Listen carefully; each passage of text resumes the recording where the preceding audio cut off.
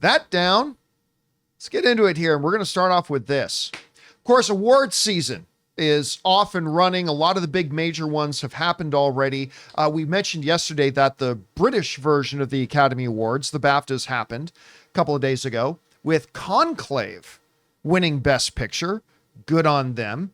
But now one of the other big major awards just happened this weekend. The Writers Guild of America, the WGA, or as Jonathan Voico once called it, the WGA. Yeah. So the WGA had their big awards this weekend, and Changes are coming. not a lot of surprise, but some glorious results. Shogun and Penguin come out as big winners. Penguin took home, there's three major categories. There's Best Drama, Best Comedy, and Limited Series. Penguin took Best Limited Series. A little bit of a surprise for some people, but I couldn't be happier. The main strength of that show, besides the insane performances by Colin Farrell and Kristen Milioti, is the writing of it. The writing of it was so top-notch, so superb, so on point. It was amazing. The other, not surprisingly, as the big victory lap continues for Shogun, as Shogun ended up taking, well, everything. They just about won everything. The folks at IndieWire write this. The season's dominant drama, Shogun, won't be back in time to compete in 2025, like for the next round. The writer's room is still plugging away at season 2, but its season 1 winning streak also kept rolling at the WGA Awards, where Justin Marks and Rachel Kondo took home Best Drama Series, Best Episodic Drama, and Best New Series. Add those trophies to a mantle straining to support recognition from the Art Directors Guild, the CSA, the CDA, the DGA, the PGA, and the AFI Awards, not to mention those 18 Emmys and potential, which, by the way, broke the all-time record for most Emmy wins, and potential further wins at the SAG Awards, which it's going to pick up a couple more at the SAG Awards, and the Independent Spirit Awards. Shogun has 5 nominations at each, and odds are high awards voters will remember the sweeping epic whenever it returns.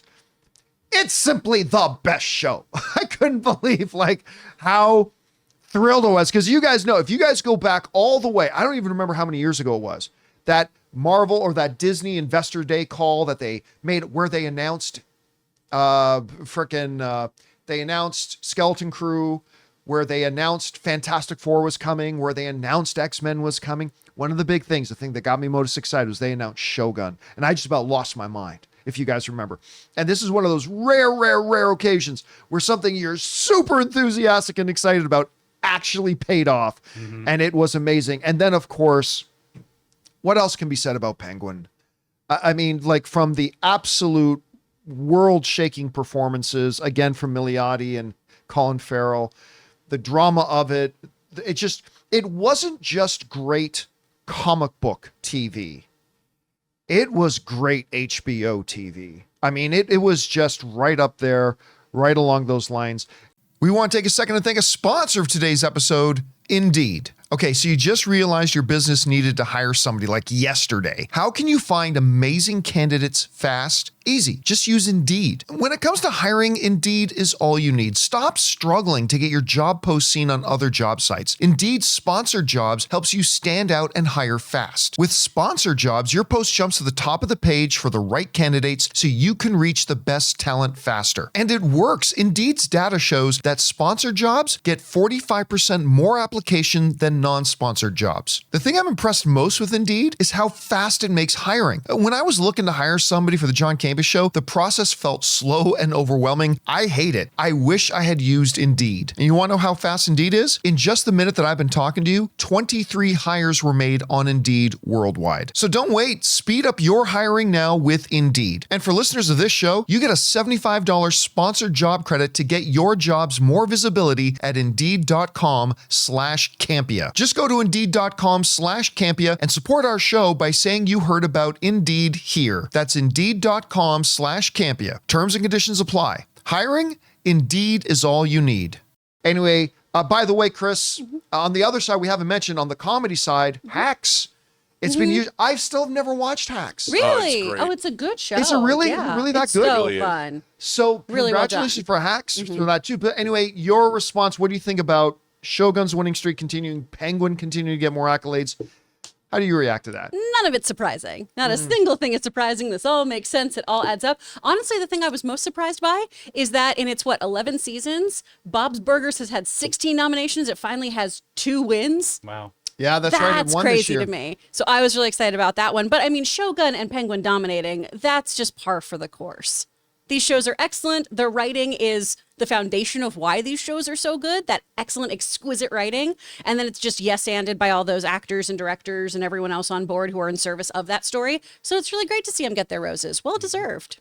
Rob, what do you think of the key things that went into like Shogun winning, Penguin winning, things like that? Well, you had creators that had a strong vision and executed that vision. You know, it's what we want from our entertainment. It's funny to me, Penguin, it's like if you, the idea of somebody, we've seen Gotham, we've seen shows where other Batman villains were, but when you take someone who looks at comic book material, and what we all want is for them to elevate that material, to treat that material the way we comic book readers feel when we read it.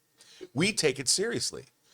And that show, I mean, first of all, you had Colin Farrell with that great performance. Then you brought in the secondary cast on the show was great. You had the daughter, Kristen Milioti. Kristen Milioti. She was amazing. And this is all because the showrunners know what they're doing. Go figure. And Shogun, man, I mean, come on. And for us, I mean, I love the original Shogun. I had my knives sharpened to hate that show. I loved it so much because it's like, how can you do this? How can you remake something from my childhood I love? But they did it brilliantly. Again, the casting, the care. Aren't the co-creators?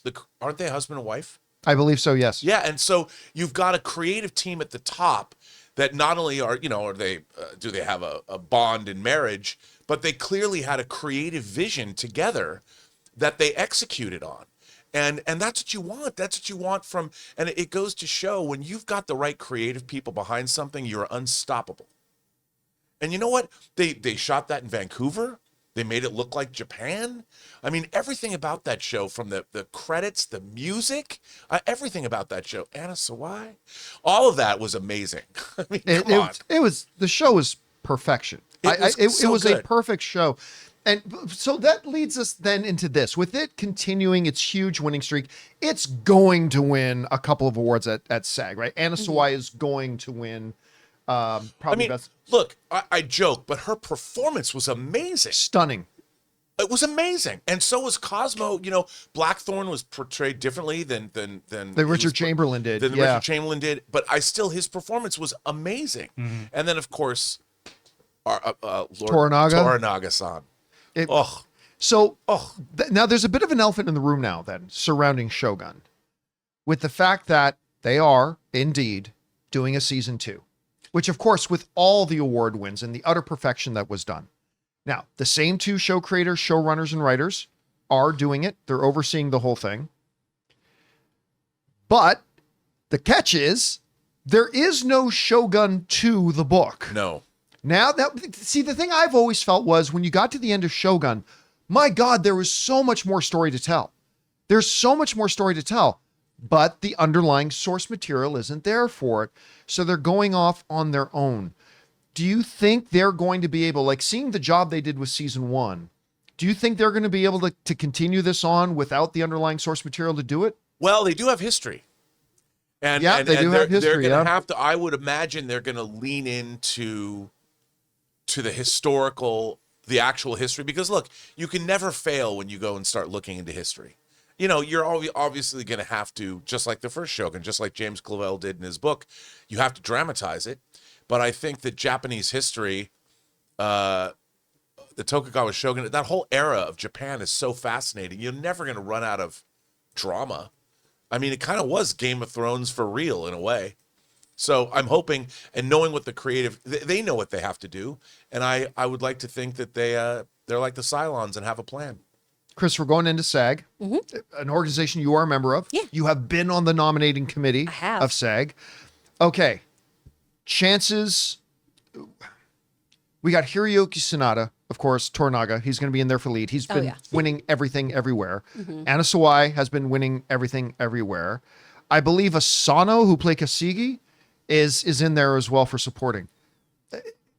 Any of those win? All 3 of them win? 2 of them win? What do you see their chances going into SAG? It's trickier now because of Penguin. I mean, honestly, it's really anybody's race between those two shows, just because the SAG Awards also tend sometimes to be a little bit more wild cardy, where every now and then we get somebody who's in the mix too, who's not been nominated for other things or isn't a front leader in, the Oscar race until the SAG Awards happen.